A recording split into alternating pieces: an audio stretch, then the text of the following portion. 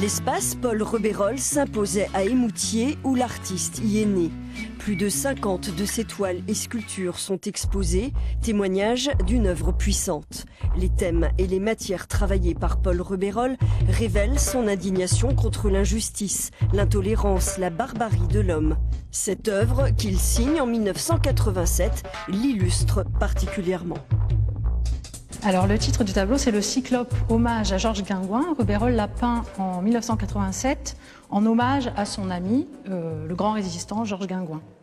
Quelle est l'intention à ce moment-là de Paul Rebérol? Alors en fait, il choisit de peindre une figure mythologique qui est le Cyclope. C'est un Cyclope forgeron qu'il peint ici. Le Cyclope forgeron, donc dans la mythologie grecque, va forger des armes et des armures pour les dieux. Il vit dans un cratère. Et Guingouin, de manière plus symbolique, a lui aussi forgé des armes et des armures en organisant la résistance en Limousin. Et il a vécu terré dans des trous, dans des caches, dans les châtaigneraies du Limousin. Donc on retrouve toutes ces matières sur ce tableau?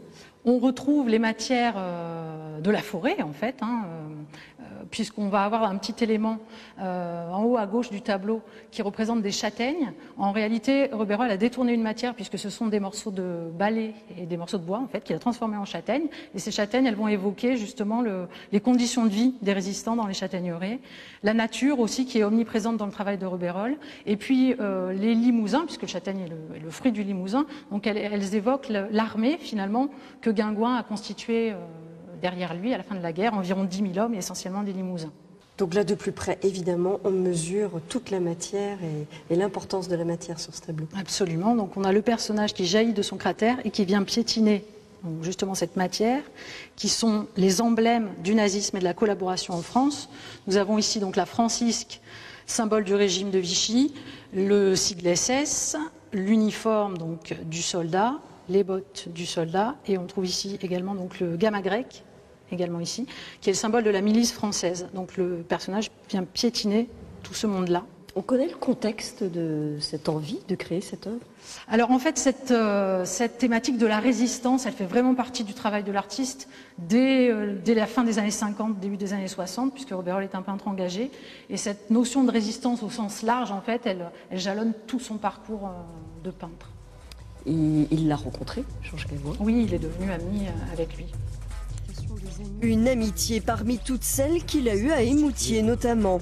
Cet espace d'exposition a d'ailleurs été créé à l'initiative de l'association Les Amis de Paul Rebérol, constituée à cet effet. Paul Rebérol est qui à vos yeux? Paul Rebérol, c'est un grand peintre du XXe siècle, un peintre majeur du XXe siècle pour nous, mais c'est aussi un grand homme pour moi, un homme de cœur, généreux, sensible, simple, d'une simplicité absolue. Il considérait que la peinture était un acte pictural, certes, mais aussi un acte politique. Et donc, ces tableaux ne peuvent pas laisser insensibles. Ils sont très très forts et ils vous invitent à réfléchir, ils vous invitent à vous poser des questions sur la société.